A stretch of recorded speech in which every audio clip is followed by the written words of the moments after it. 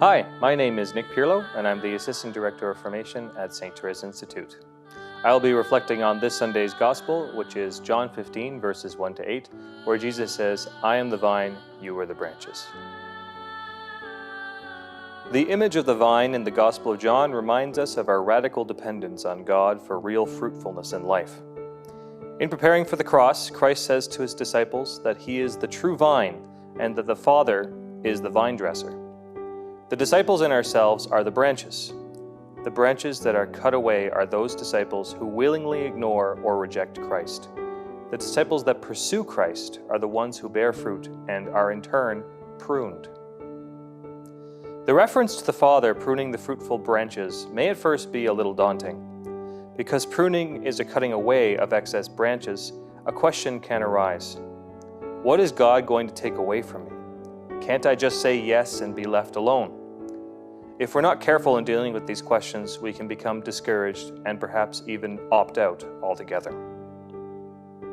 Being a culture quite familiar with vineyards, the apostles would have understood the context of being pruned.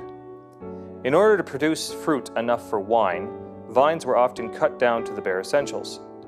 Without this cutting away, the vines would grow taller and have abundant foliage, but with less fruit.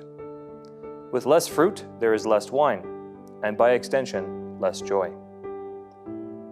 With this in mind, the nature of what Christ is saying becomes clearer. Pruning exists for our fruitfulness, not for the demise of our desires, but for their transformation and fruition.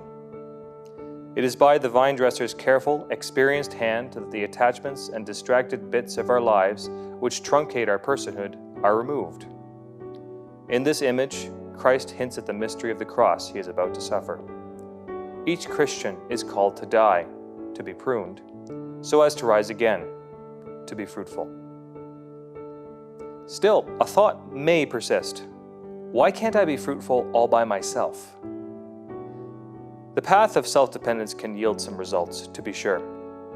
But as the second reading reminds us, our love is not just to be words or mere talk, but something real and active.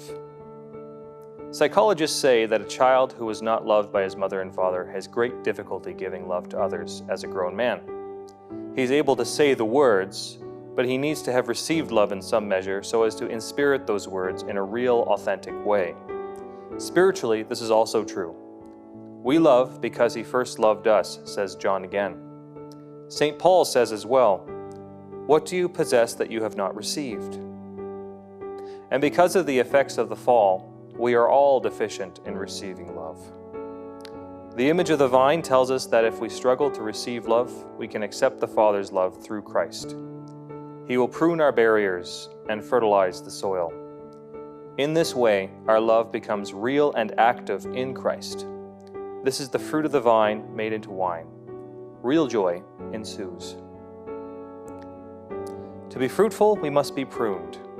This is the mystery of the cross and resurrection. At first, this seems counterintuitive, even paradoxical. But this is a paradox that gives life and is ordered to our flourishing and God's great glory.